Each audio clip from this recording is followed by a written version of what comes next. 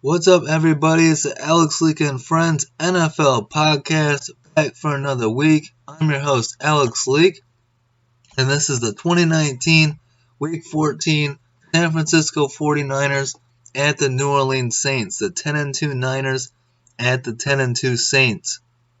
A big game in the top of the NFC. These teams battling for the 1 seed, trying to get that home field. All-important home field advantage in the playoffs.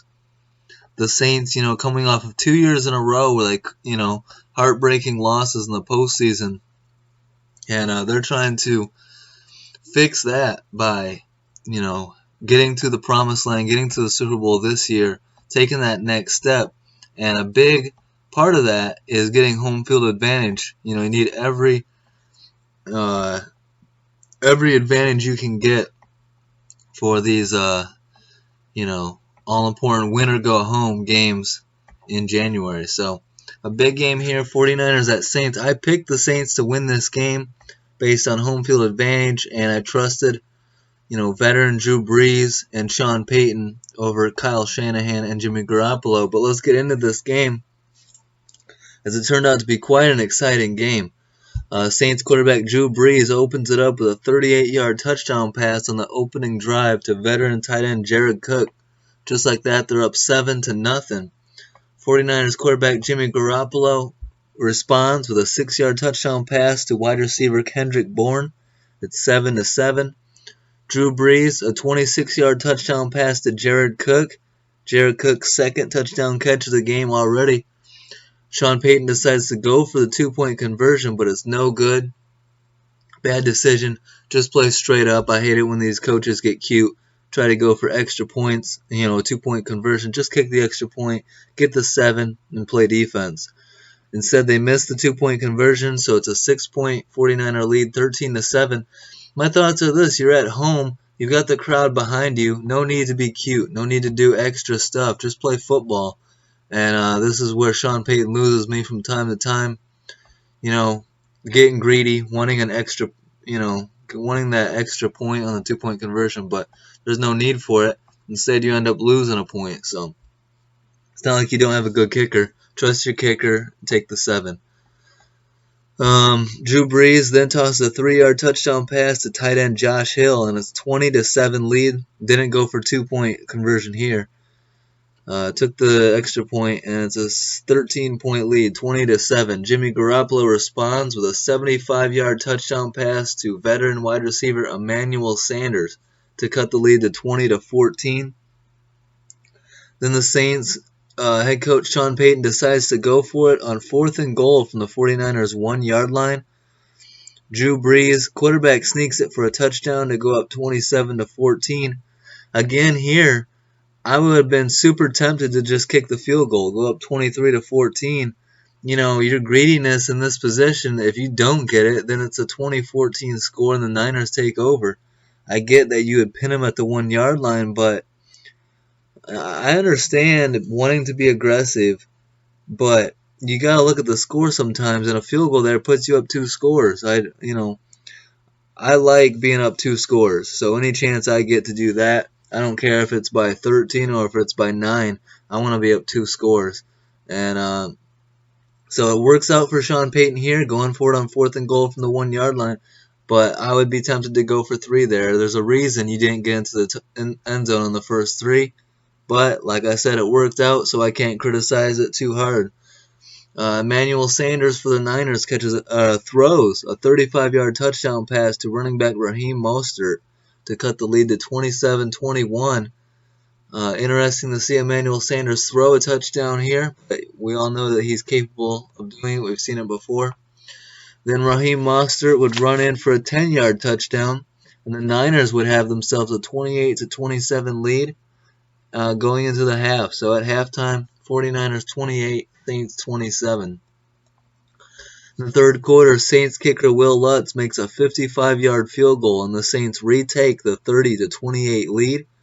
Then a 5-yard touchdown pass from Jimmy Garoppolo to George Kittle makes it 35-30 49ers.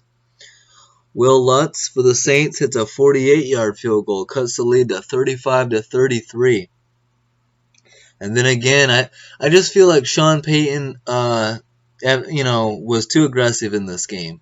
He's playing like he's on the road and against a better team is what he was doing. There's no need to trick these 49ers.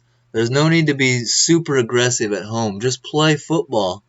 On 4th and 18 from the 49ers 45-yard line, Sean Payton calls for a fake punt, throw downfield from third-string quarterback Taysom Hill, but the pass is incomplete, turnover on downs. Bad decision here. It's a 2-point game. You're not down, big. 35-33. In my opinion, going for it on 4th and 18 anywhere on the field is just a reckless decision. Your chances of picking up 18 yards on 4th down are not high. Punt the ball and make the Niners go 75 yards. I think Sean Payton found himself being way too aggressive at a couple opportunities here with plenty of football left. I understand being aggressive when you have to be, okay? There's a difference between being aggressive when the game calls for it and being super aggressive for no reason. And that oftentimes hurts you.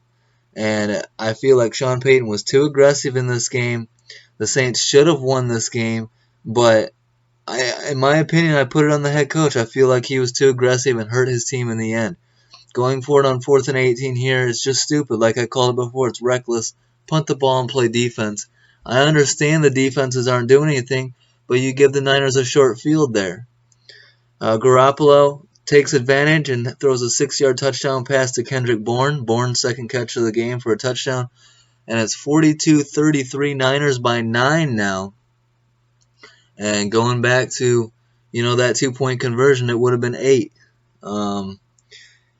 So it's these little decisions that add up throughout the game. And I just don't agree with, especially 4th and 18. Punt the ball. I don't understand that at all. Who the hell is going to pick up 4th and 18? Tell me. I mean, besides Patrick Mahomes last year on that crazy play, okay, if you're going to, all right, here's what I'll say on that. If you're going to decide you're going to go for it on 4th and 18, Sean Payton, put the ball in Drew Brees' hands. Have him make that throw rather than Taysom Hill. All right, Drew Brees is an accurate as hell quarterback. He has a good chemistry with his receivers. If you're going to go for it on 4th and 18, don't do a fake punt throw. Just line up and go for it. No need to try and trick anybody. I know that Sean Payton's known as a trickster, but I'm not changing my mind on this. I think it's a bad call. I would have punted it on 4th and 18 because I think the percentages, if you look at them, everyone's an analytics guy these days. If you're an analytics guy, look at what the percentages are on 4th and 18 and get back to me. I'm not going for it on 4th and 18 unless it's my last possession and I can't get a stop. If there's like 50 seconds on the clock and I'm down 6 and it's a 4th and 18 and I got no timeouts left, fuck yeah, I'm going for it. But not in the middle of the third quarter, down 2 points.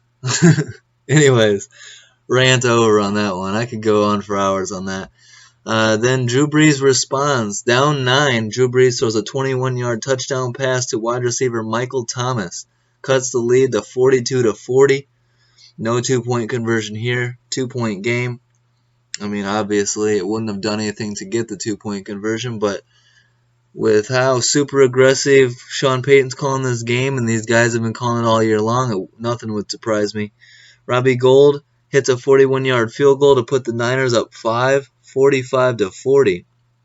Then Drew Brees leads the Saints down on an 18-yard touchdown pass to wide receiver Traquan Smith. Goes for 2 here, which I actually agree with because it would put the Saints up 3 instead of 2. So I understand that. I agree with it. Doesn't get it. Incomplete. So they're only up 1 point, 46-45 with 53 seconds to go. That play felt like the dagger.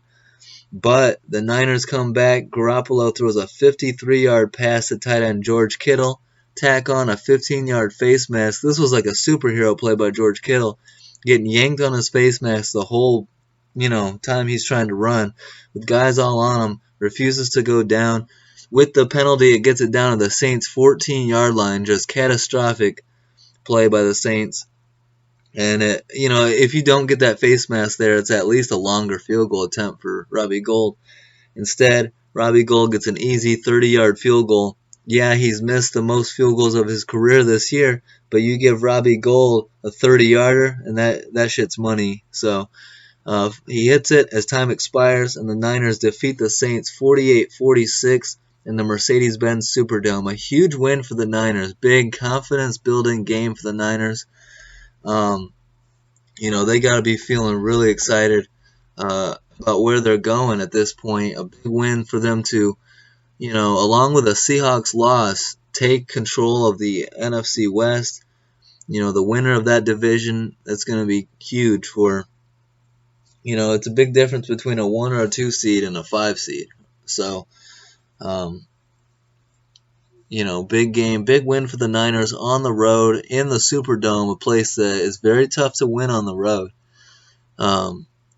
So, crazy win, good performance. Jimmy Garoppolo goes 26 of 35 for 349 yards, 4 touchdowns and a pick.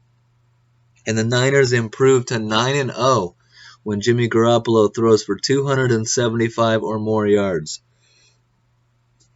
Running back Raheem Mostert combines for 109 yards and 2 touchdowns and has a rushing touchdown in 3 straight games. He's playing some good football of late. Veteran wide receiver Emmanuel Sanders, 7 catches for 157 yards and a touchdown.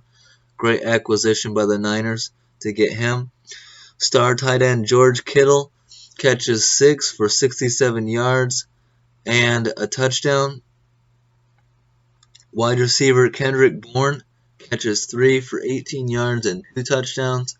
And kicker Robbie Gould goes 2 for 2 on field goals, 6 of 6 on extra points, including the game-winning field goal as time expires. Good as gold. As I always say, Robbie Gould, one of the clutchest kickers in the history of the NFL. Good thing the Bears got rid of him, huh? As a Bears fan, you can hear the bitterness there. Quarterback Drew Brees for the Saints, 29 of 40 for 349 yards, 5 touchdowns, and no turnovers. Running back Latavius Murray combines for 94 yards. Star wide receiver Michael Thomas catches 11 for 134 yards and a touchdown, and that's 7 straight games for Michael Thomas with 10 or more catches. They're feeding him. It doesn't matter if you're doubling him. Michael Thomas is going off this year, on pace to break the record for catches in a season. He's tearing it up. It's great to see. Good young wide receiver, just absolutely balling out there. Veteran tight end Jared Cook, 2 catches for 64 yards and 2 touchdowns. Linebacker Craig Robertson records 8 tackles, an interception, and a tackle for loss. And kicker Will Lutz goes 2 for 2 on field goals, 4 for 4 on extra points. The Saints have not allowed, this is an amazing stat right here, the Saints have not allowed a 100-yard rusher in 35 straight games, longest active streak in the NFL. That's shocking to me, thinking about the running backs that are in their division. I mean, 35 straight games, you're talking about Devontae Freeman. You're talking about Christian McCaffrey. It's shocking to me that they play McCaffrey twice a year and he hasn't gone for 100 yards on them. 35 straight games is a long time. That almost seems impossible, but great job by the Saints, whatever they're doing in the run game, on the run D. Running back Alvin Kamara, though, has not been the same this year. 0 touchdowns in his last 8 games. That's the longest drought of his career. So not sure what's going on with him, but the Saints are going to need him back playing at his best come playoff time. So the 49ers improved to 11-2, a big road win, and they will host the 4-9 Falcons in Week 15. That should be, you never know, but that should be a pretty easy win. The Niners should be able to get that and improve to 12-2. For the Saints, they fall to 10-3, and they will host the 6-7 Colts on Monday Night Football in Week 15. Saints should be able to take care of business there and improve to 11-3. So my only thoughts on this game, really, about the Saints is just I think Sean Payton needs to maybe pump the brakes a little bit on the super aggressiveness. Maybe he got caught up in it being a big game, a matchup against Kyle Shanahan. He wanted to show off his his creativity and his aggressiveness, but I swear I feel like it backfired. I feel like this is a game that the Saints should have won if they had taken care of business, and I think that it really hinges on Sean Payton because the Saints had the game-winning, a potential game-winning drive with a minute left. You play it a little bit smarter, a little bit more, by the book, and I think the Saints pull out the win here. So maybe something to check out in the future here for the Saints is Sean Payton's aggressiveness and if it costs them. I'm a Sean Payton fan overall. I think he's a good head coach, but he's got to pick and choose when to be aggressive and when not to be so it doesn't hurt his team. And I think, for example, going for it on 4th and 18 is being too aggressive at the wrong time. Going for a 2-point conversion in the first quarter when it's clear it's going to be a shootout or it's looking that way, there's no need to chase points in the first quarter. Just play it out, go get sevens, stack sevens, and see where you get in the fourth quarter. No need to chase points in the first quarter when you have no idea what style of game is going to play out. Every point when it's early in the game, every point matters. Every point is key. And if you're chasing points and being risky with it and costing yourself a point, you never know if that might cost you in the end. And I think it might have in this game. So just something to keep an eye on. Overall, the Saints are a damn good team and are going to be in contention to go to the Super Bowl again. But it's all about executing, getting over those bad losses the last 2 years in the playoffs, and getting back to the Super Bowl. So, hope you guys enjoyed this episode. Don't forget to like, subscribe, and leave a comment. Saints fans, check out my player interview I did earlier tonight. Former Saints fullback Mike Carney. Check out the player interview on my YouTube. Great interview. Mike Carney was an excellent guest, and we had a lot to talk about. So, good stuff. Hope you guys enjoyed the episode. Don't forget to like, subscribe, and leave a comment. Let me know what you guys think. And have a good week, guys. Peace out.